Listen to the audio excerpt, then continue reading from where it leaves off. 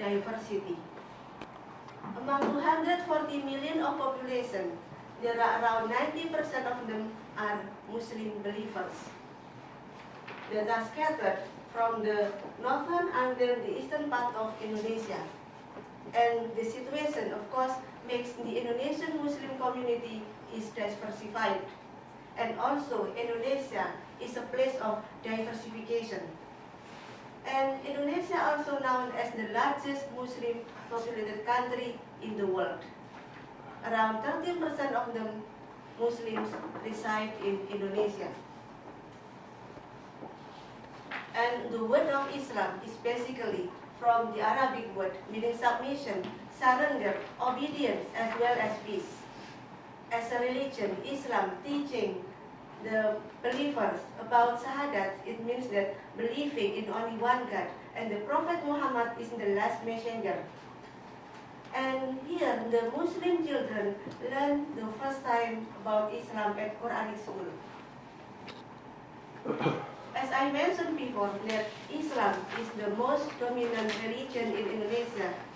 It makes that education system in Indonesia is very unique because it is managed by two ministries. The first, Ministry of Education and Culture, which controls and instructs general education, including formal and non-formal education. And the second one, under Ministry of Religious Affairs, which instructs Islamic education, also including formal and non-formal education. And here we can see that for non-formal education, there are many education institutions, but on my research focus is only on Quranic school. Almost 100% of Muslim children in Indonesia go to Quranic school in the afternoon. And there is connecting point between Islamic knowledge and children's education. And what Quranic school is teaching the students are very important in Islamic education. And regarding my motivation in conducting the research, that one day I visited Quranic schools in Banjarnegara Regency, and here I found big differences between past and present Quranic schools. And based on my own experience, that when I was a student of Quranic school, my teachers is Kiai, who only can be the teacher. But nowadays, young generation who at least can read the Holy Quran can be the teacher. And my teachers used the Holy Quran as the main teaching of textbook. While right now, Quranic learning textbooks are used, many. And here, also, my teachers used the teaching style, listening and repeating. But nowadays, teachers can use the new teaching textbooks. And we can see other differences here in the table. The next, although Quranic school is the oldest type of education in Indonesia, but in reality, in social sciences and humanities, the research discussing about Quranic schools remains few. And well, before starting about Quranic school here, I would like to explain what I mean by Quranic school based on the literature review. Quranic school is the central of education for Muslim children, which are started in the 13th century at the mosque or at the teacher's house. And then this education institution has grown up into two stages. The first, Langgar system. It means that small mosques which are focusing on teaching, reading and writing the letters of the Holy Quran. The second one, Pesantren. It means that Islamic boarding school. And here, the teaching materials are more varied. And based on the table here, that Muslim children get diversified in getting the Islamic education. For example, at home, at school, at Quran school, as well as at the Pesantren. While in the beginning, Quran study started or used the traditional teaching method. While in Java, especially Central Java, there are two prominent Islamic scholars named Kiai Asad Gumam and Dahlan Salim Sarkasi, who created teaching learning textbooks as well as they built or established Quranic schools. And here, based on our research, the diversification not only occurs in village level but also at each Quranic school. And since then, Quranic schools is developing rapidly and bring diversification on the practice of education in those schools. The next one, this is also based on our research finding that I found variety, the result of variety of Quranic schools in terms of teachers training, students, etc. And now I try to make typology by using this framework to understand the process of the diversification. And here, that before or until 20th century, there are uniformity of Quranic schools. And then in 1980s, there are the process of diversification. And then I decided the period of the study, the target of period of study, as well as the diversification period for the range of diversification period.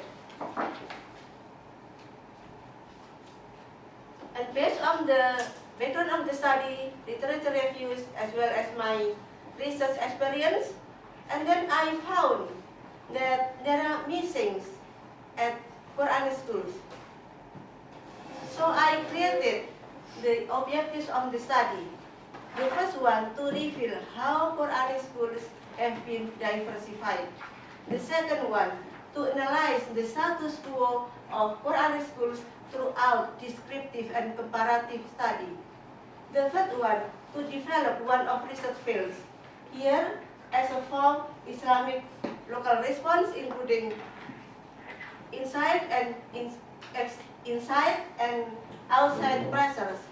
And then to contribute comparative religious event here, education field, making one of basic comparable by research result with information in other countries.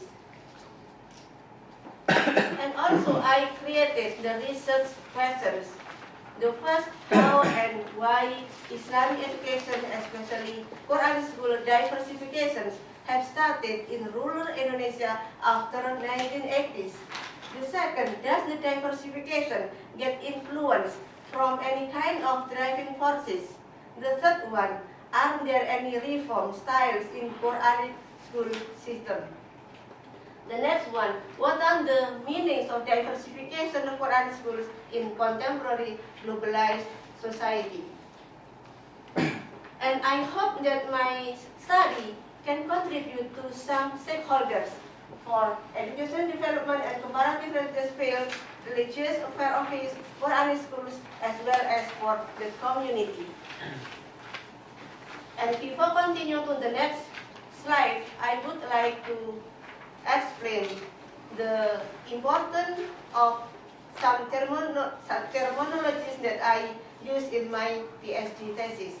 Diversification is a process of result of changing according to Quran school's reform. And the next, Quran school is a non-formal of education institution that teaching the students on how to read and write the letters of the Holy Quran. And then comparative study here, it tries to understand the diversification of Quran schools in Indonesia. It shows us chaotic situation of Quran schools. Due to the situation, so the study adapted comparative study between semi-urban and remote rural settings, and this framework would be make representative status of Quran schools by abstracting of chaotic situation. And I also use semi-urban and remote rural area, and this study identifies that remote rural area is often less developed than semi-urban, and this factor may influence shows the development of Quran schools in the two settings. And for part 2, this is the main body part of my dissertation, that the origin of mosque and education in the Islamic world. Mosque as the first scientific base in the newly established Islamic society began by disseminating knowledge and also spreading the Islamic culture. And then the pious and learned Muslims, they are called mu'alim, dedicated their time to teach the Quranic learning in the form of kitab. But historians feel uncertain actually when the first time for Katatib were established. And also here that basically Katatib could be found virtually in every Islamic empire in the middle of the 8th century.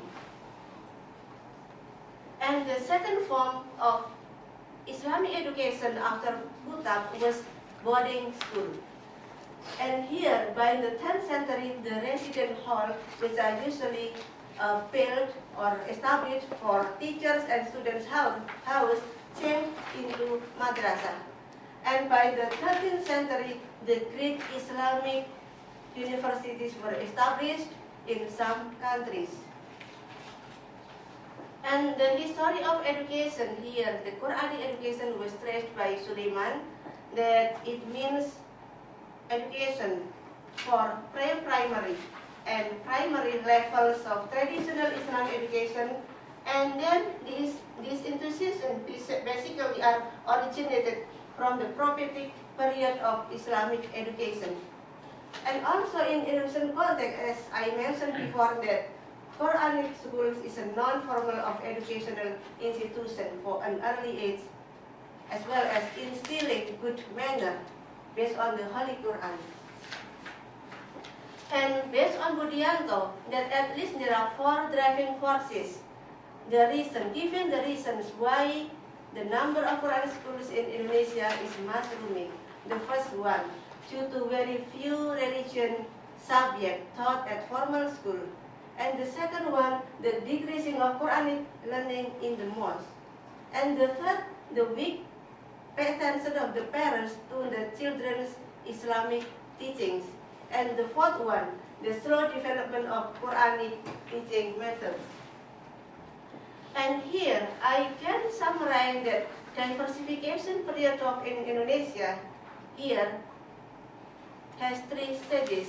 The first period has started in 1980s, where Quranic school only recognize Kiai as the main teacher at Quranic school.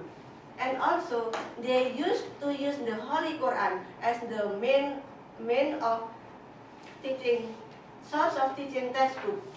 And also, the activity was conducted in the afternoon at the mosque or at the teacher's house. And then the second period was started in 1988, where there were 2 Islamic prominent scholars who created teaching textbooks as well as establishing the Quranic schools. And the third period has started in around 2000s, where more and more Kiai passed away and young generation as their successors replaced their position as Quranic schools teachers. And here the part 3 that regarding the methodology. Reason for choosing the 3 districts. I conducted the research in Banjarnegara Regency in Sigalap district, which is categorized as semi-urban rural area because it is located close to the main part of Regency level. And also the second one, remote rural setting, which are here I took Rakyat and Wanadadi districts because it is located far from the central city of Banjarnegara Regency. And here we can see from the table here that we can see big number of students and teachers at formal schools. And of course here there are correlation between formal school and Quranic schools, because when the students are still young, it means that most of the children are still studying at Quranic school in the afternoon. And the next one, regarding the data collection, I created questionnaire and distributed to the chief of the village, to the headmaster, as well as to the teachers. And also I conducted the interview to some of the teachers. And I also had the observation sheet to know about the teaching learning process directly in the classroom, and also to know about the infrastructure of each Quranic school. And this is the time when I conducted the research, and we can see here that Rakyat and Wanadadi district belong to rural remote area, and also Sigalo districts here is categorized as semi-urban area. And started from slide 25 until 36, you can see that there are some characteristics that I found, that some Quranic schools here, they could have different types of teachers recruitment. And also, some Quranic schools send their teachers to join teachers training at pesantren, or maybe at designated teachers training. And also some Quranic schools teachers use different curriculum based on the teachers' preferences, especially in choosing the textbook. And here, when I compare the results of comparative study here about the semi-urban rural and remote rural area regarding the teachers, that the teachers here in semi-urban rural area have higher education career. But at remote rural area, they have low educational background. And also semi-urban rural area, here they have learning time is much longer than remote rural area. And of course, the average of the school fee at remote rural area here is higher compared with semi-urban area. And we can see here other differences from this table. And also, here I can summarize some characteristics of contemporary Quranic schools in Banjarnegara Regency. That we can see here, teachers mostly graduated from senior high school, and also some of them graduate from diploma, and some of them also got bachelor degree. And very interestingly, that the teachers whose Quranic schools are located close to the pesantren, it means that they have more intensive teachers training. And also, mostly the teachers in Banjarnegara Regency Quranic school here, they use Iqra and Qiraati teaching textbook. And regarding the curriculum, that they emphasize on reading, writing, and memorization of the Quran. And then the infrastructure, the teachers use mosque, small mosque, teacher's house, or even some of them have already built their own building for Quranic school. And in terms of finance, some of Quranic schools do not charge the students about the tuition fee, so they are free of charge, and then it counts voluntarily teachers. And the school time, it opens every day in the afternoon, and only one school which are opens in the evening.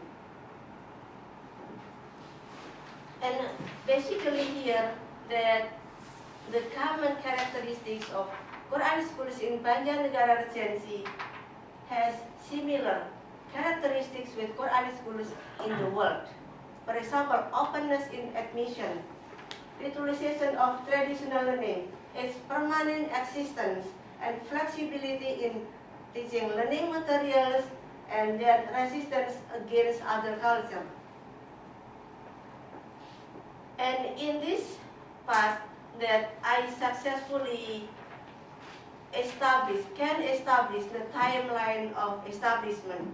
But before the first period, basically, Quranic schools is uniformized into one form.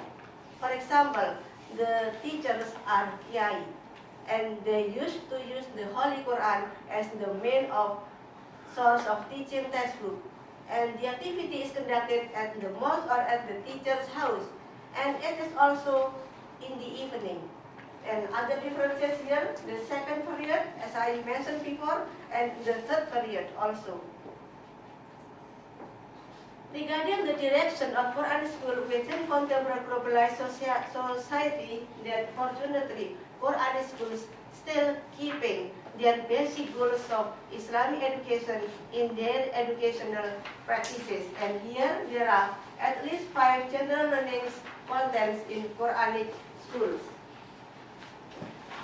And when I compare the Quranic school and formal schools regarding the flexibility of Quran schools education management system, the Quranic schools has their own differences. For example, in terms of textbook, Quranic school teachers use the Holy Quran and other learning Quran textbooks based on the teacher's preference.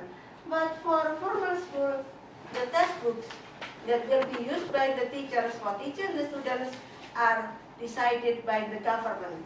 And the next one, that the school time. Here, Quran school, it is conducted in the afternoon or in the evening. But for formal school, from morning until at noon. And also, Quran school's teachers here do not control about the students' attendance. So they are flexible in the students' attendance. And the next, that for formal school here, the teachers every day, they control the students' attendance, every morning especially. And the next, the recruitment of the teachers. For Quranic school, they are voluntary teachers. But for formal schools, they are strictly organized by the government in recruiting the teachers. And also the school budget. For Quranic school tuition fee, it is decided by community, parents, as well as teachers. But for formal school, it is based on the government. And also, Quranic school teachers do not issue the certificate of the students' achievement. But for normal schools, the government issue the certificate of graduation, especially for the grade 6, 9, and 12.